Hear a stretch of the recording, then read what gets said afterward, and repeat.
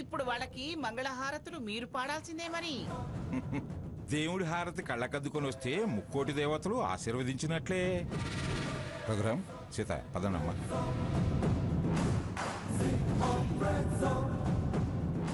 పదరా సాకేత్.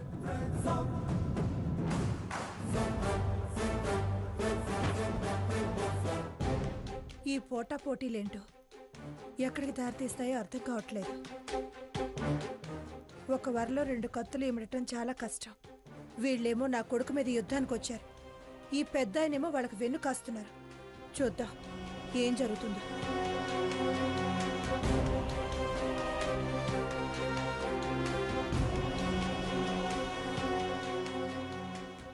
రే, ఒక నిమిషం కూర్చొని రా, కాసిన మంచినీళ్ళు దాగి వెళదాం. స్వర్ణ, కాసిన మంచినీళ్ళు తీసుకురామ్మా. తాతయ్య గారు, ఏంటి మీకు కూడా సెంటిమెంట్లున్నాయా? అన్నీ మీ మంచి కోసమేనమ్మా. అయినా పెద్దలు అనుభవంతో చెప్పేవే శాస్త్రాలు అవుతాయి. పదని కూర్చుందాం. పదరా, కూర్చో.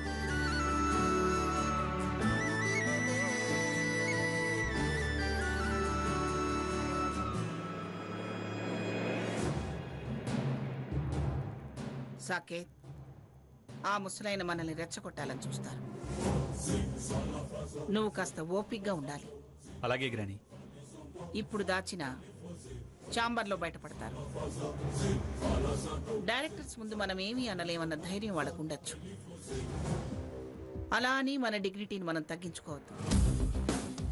మనం బయటపడితే అడ్వాంటేజ్గా తీసుకుని వాళ్ళకు అనుకూలంగా సిచ్యువేషన్ మార్చుకుంటారు.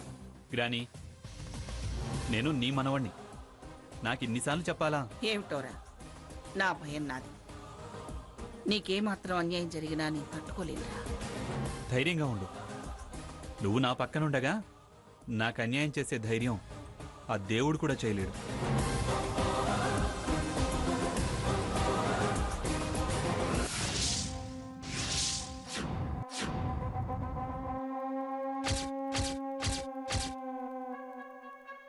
నమస్కారం అండి.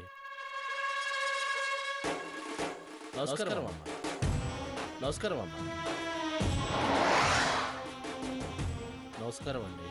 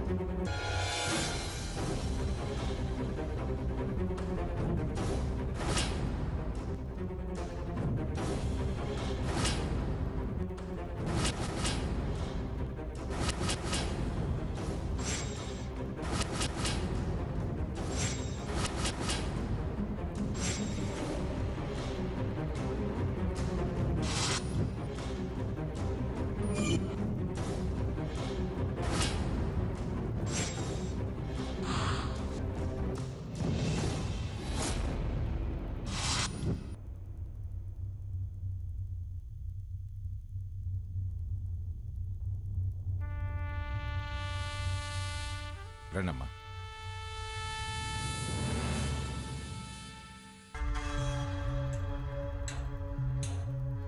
ఏమిటి మిమ్మల్ని ఈ సంత సరుకుని వెంటేసుకొచ్చారు? ఇది కాన్ఫరెన్స్ హాల్ అని మీకు తెలీదా? బోర్డ్ మీటింగ్ అని తెలిసి కూడా వీళ్ళని ఎందుకు వెంటేసుకొచ్చారు? కూర్చోండమ్మా.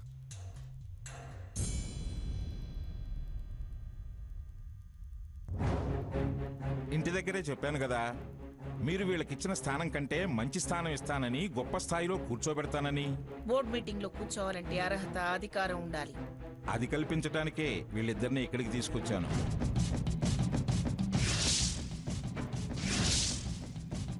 అంటే నా వాటాలో షేర్స్ కొన్ని డైరెక్టర్స్ హోదాకి తగ్గట్లుగా ట్రాన్స్ఫర్ చేశాను వీళ్ళ పేరున.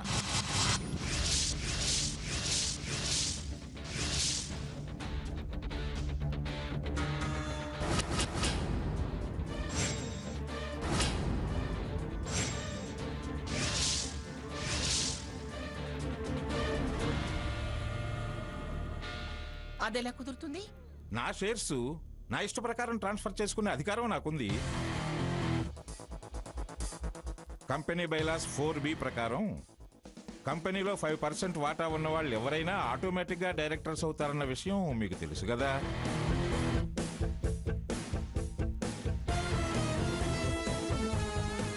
నా వాటా అంటున్నారంటే ఆ మృత్యుంజయ షేర్స్ ఈయన కొనలేదన్నమాట. వాటికి సంబంధించిన పేపర్స్ అన్ని ఆల్రెడీ కంపెనీ మేనేజర్ గారికి సబ్మిట్ చేయడం జరిగింది. కావాలంటే ఒకసారి వెరిఫై చేసుకోండి.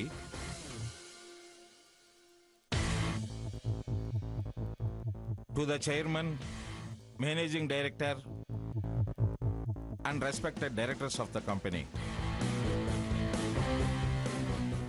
నా మనవడు పిఠాపురం రఘురామ్కి, అతని భార్య పిఠాపురం సీతామహాలక్ష్మి గారికి నా పేరున అనగా పిఠాపురం జగన్నాథం పేరున కలిగి ఉన్న షేర్స్ని సమంగా నాతో పాటు వీళ్ళిద్దరికీ పంచాను గనక ఈ రోజు నుండి వీళ్ళిద్దరూ డైరెక్టర్స్ హోదాలో ఈ కంపెనీ కార్యకలాపాల్లో పాల్గొనే అధికారం, పరిశీలించే అర్హత వాళ్ళ సొంతం చేయబడతాయి.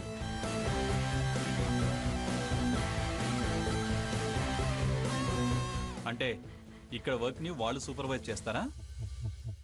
అందుకే కదా తాతయ్య మమ్మల్ని డైరెక్టర్స్ చేసింది. తలా తోక తెలియని మీరేమిట్రా సూపర్వైజ్ చేసేది? మాకు తలకాయ ఉంది, దానిలో బుర్ర కూడా ఉంది. దానికి ఆలోచించే శక్తి కూడా ఉంది. ఆ శక్తి ఎంత పదునుందో మీకు ముందే తెలుసు కదా చైర్మన్ గారు. సీత, చైర్మన్ గారు, ఇది కాన్ఫరెన్స్ హాలు. వాళ్ళు బోర్డు మెంబర్స్. మర్యాదిచ్చి పిఠాపురం సీతామహాలక్ష్మి గారు అని పిలవాలండి చైర్మన్ గారు.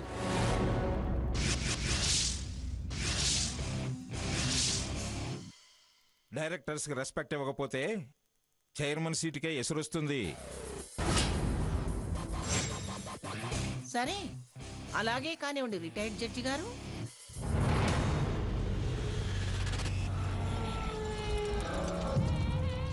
వాటాలు ట్రాన్స్ఫర్ చేసే అధికారం మీకుండొచ్చు గాని నన్ను కాదనే ధైర్యం ఏ వాటాదారుడికి లేదు. మీ ముగ్గురి షేర్ వాల్యూస్ మొత్తం కలిపినా 25% కూడా దాటదు. నాతో కలిపిన మనవడి వాటానే మోర్ దెన్ 40%. ఆ నలుగురు మీతో కలిసిన మొత్తం కలిపి 35%. ఇకపోతే ఆ మృత్యుంజయ షేర్ 25%.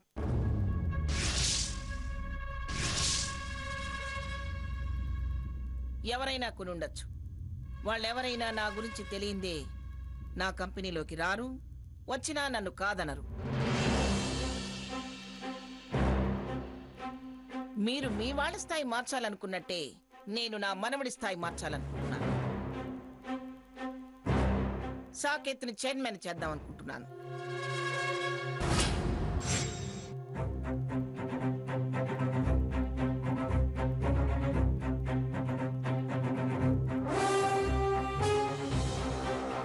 మా అంగీకారం లేకుండా ఎలా మారుస్తారు? గతంలో మాదిరిగానే ఎప్పుడు చైర్మన్ ఎన్నిక లాంఛనమేగా. నాకు లభించే సపోర్ట్ వీడికి కూడా లభిస్తుంది. వీడు ఏకగ్రీవంగానే చైర్మన్ అవుతాడు. అప్పుడు వేరు, ఇప్పుడు వేరు. ఇవాళ వీళ్ళు కొత్తగా వాటాదారులయ్యారు. అయితే వీళ్ళకి ఏమైనా కొమ్ములున్నాయా? చైర్మన్ నిర్ణయమే ఫైనల్. కొమ్ములు తోకలు కాదు, రైట్స్ ఉన్నాయి. మా ఒపీనియన్స్ మాకుంటాయిగా. వీళ్లే కాదు, ఆ మృత్యుంజయ వాటా కొన్నవాళ్ళు కూడా ఒప్పుకోవాలి కదా. ఎవరైనా ఒప్పుకొని తీరాల్సిందే. చూడండి చైర్మన్ గారు, ఇది మీ సొంత వ్యవహారం కాదు. కంపెనీ వాటాదారుల మీద ఆధారపడి ఉంటుంది. మీరు తప్ప ఇంకే వాటాదారుడు నాకు వ్యతిరేకంగా ఓటు వేయడు. అది వాళ్ళు వస్తే గానీ తెలియదు. మీ ప్రపోజల్స్, ఈ మీటింగు పోస్ట్ పోన్ చేయండి. చైర్మన్ గురించి నెక్స్ట్ ఇయర్ ఆలోచిద్దాం. కుదరదు. వాడు ఎలాంటి ఇన్ఫర్మేషన్ కానీ ఇంటిమేషన్ కానీ చేయలేదు. సాకేత్నే చైర్మన్ గా డిక్లేర్ చేస్తున్నాను. నేను అబ్జెక్ట్ చేస్తున్నాను. నేను అబ్జెక్ట్ చేస్తున్నాను. నేను అబ్జెక్ట్ చేస్తున్నాను. నేను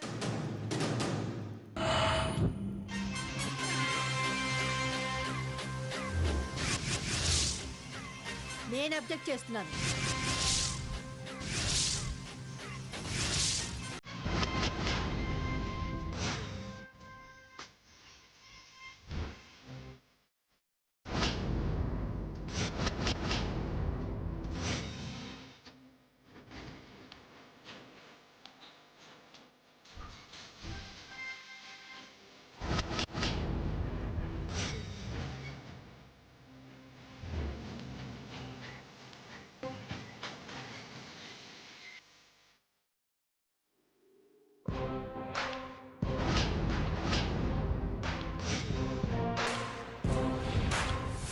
నీది అనుకున్నది ఏది నీది కాకుండా చేస్తాం. జస్ట్ మంత్స్లో అన్ని తలకిందులయ్యేలా చేస్తాం. నువ్వు కుర్చీలోంచి లేచి పరిగెట్టేలా చేయకపోతే నా పేరు భాగీరథి కాదు, నా మనవరాలి పేరు హారతి కాదు.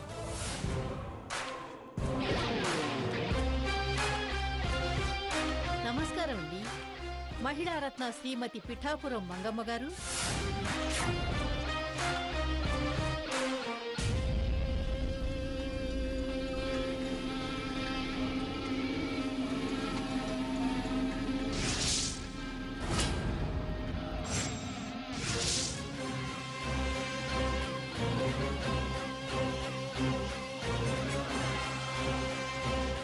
మినిమం కామన్ సెన్స్ లేదా మీకు? పర్మిషన్ లేకుండా డైరెక్ట్ గా కాన్ఫరెన్స్ హాల్లోకి వచ్చి కూర్చున్నారు.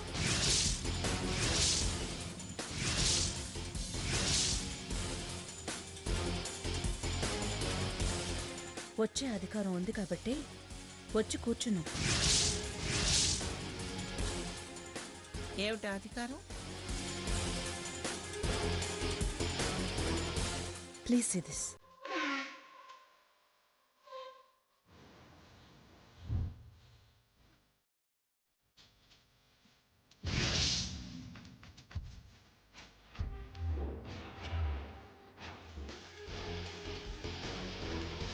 Please see this.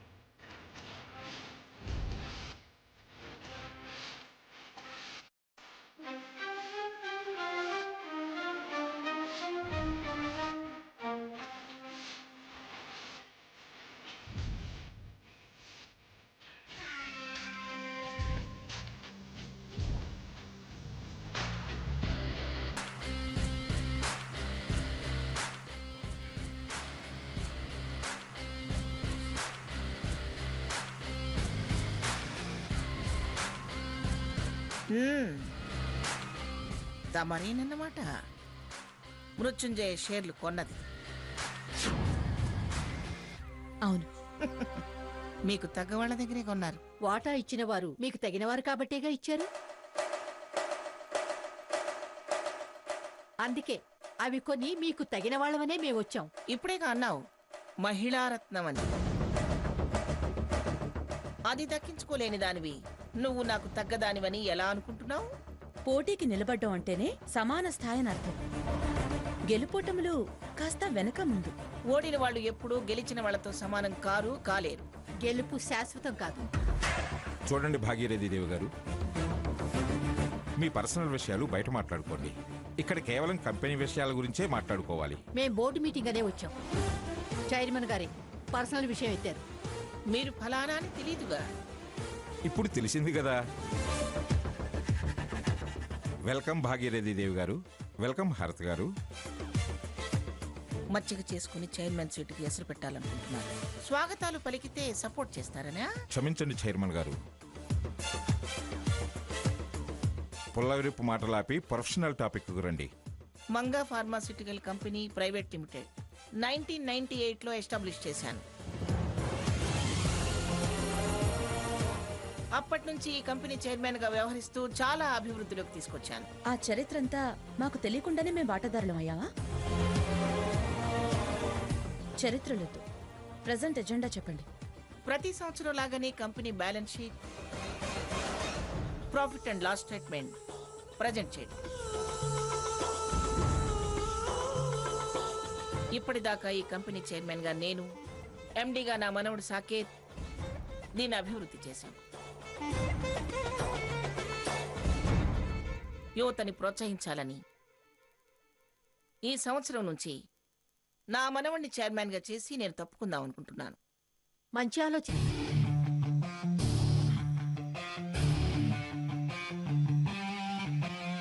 ఇవాళే కంపెనీలోకి అడుగు పెట్టినా నా గురించి మీరైనా తెలుసుకొని మంచి ఆలోచన అన్నారు.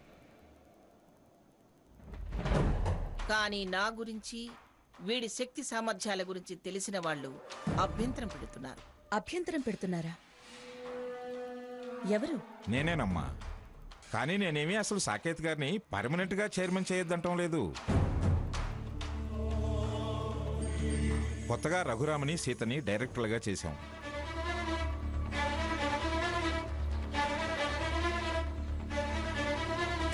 ఇంత క్రితం వరకు మీరెవరో కూడా తెలియదు. అందుకే ఇప్పుడు వద్దు, ఓ సంవత్సరం ఆగిన తర్వాత మంచి చెడు అందరి నైపుణ్యము చూసి అప్పుడో సమర్థుణ్ణి చైర్మన్ చేద్దామనేది నా ఉద్దేశం. మీ ఆలోచన బాగానే ఉందండి. ఏంటి బాగుండేది? నా సమర్థత అందరికీ తెలిసిందే. యాజ్ ఏ ఎండీగా కంపెనీని ఎంత ప్రాఫిట్స్లో నడిపిస్తున్నానో చూడండి. మేనేజర్ సార్, అందరికీ ప్రాఫిట్ డాక్యుమెంట్స్ డిస్ట్రిబ్యూట్ చేయండి.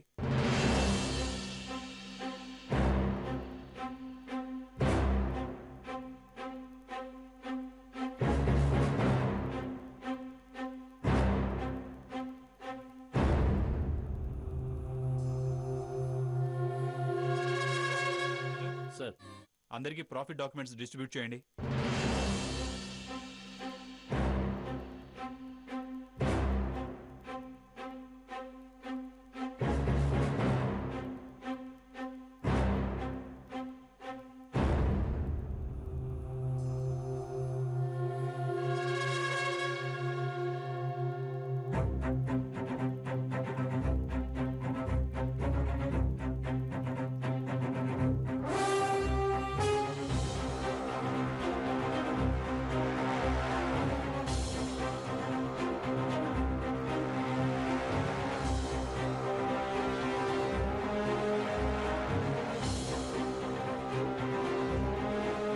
ప్రాఫిట్స్ ప్రోడక్ట్స్ మీద, ఆ ప్రోడక్ట్స్ డిమాండ్ మీద ఆధారపడి ఉంటాయి. అది వేరు, అడ్మినిస్ట్రేషన్ వేరు. అడ్మినిస్ట్రేషన్ లేకుండానే డిమాండ్ వస్తుందా? మరొక కంపెనీ అలాంటి ప్రోడక్ట్ చేయకపోయినా వస్తుంది.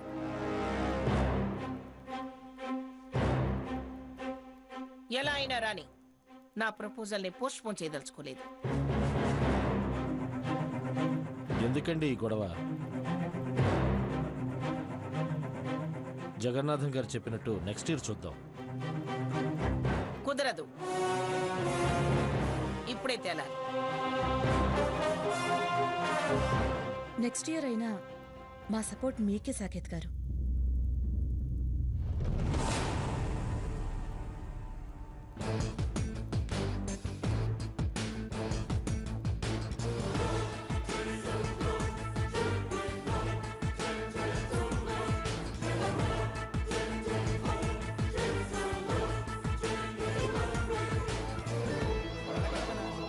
బోర్డ్ మీటింగ్లో అందరూ కోఆపరేట్ చేయిందే డిసైడ్ చేయడం మంచిది కాదు. లేనిపోని డిస్ప్యూట్స్ గ్రూప్ ఫార్మేషన్ అయ్యే అవకాశం ఉంది. అందుకే పోస్ట్ పోన్ చేయడం బెటర్. ఏంటి, గంట క్రితం బోర్డు మెంబర్గా ఎంటర్ అయిన వాడివి పెద్ద ఎక్స్పీరియన్స్ ఉన్న వాళ్ళ మాట్లాడుతున్నావు? గైడ్ లైన్స్లో నడిచిన నీ ఎక్స్పీరియన్స్ కన్నా సెల్ఫ్ డెవలప్మెంట్ ఎక్స్పీరియన్సే బెటర్. ఏంటి నువ్వు డెవలప్ అయింది? అదిగో ఆ రిటైర్డ్ జడ్జి వాటా మొహాన పడేస్తే నీకు ఈ పొజిషన్ వచ్చింది. లేకపోతే నీకు ఈ ఆఫీసు మెట్లెక్కే అర్హత కూడా ఉండేది కాదు. This is too much.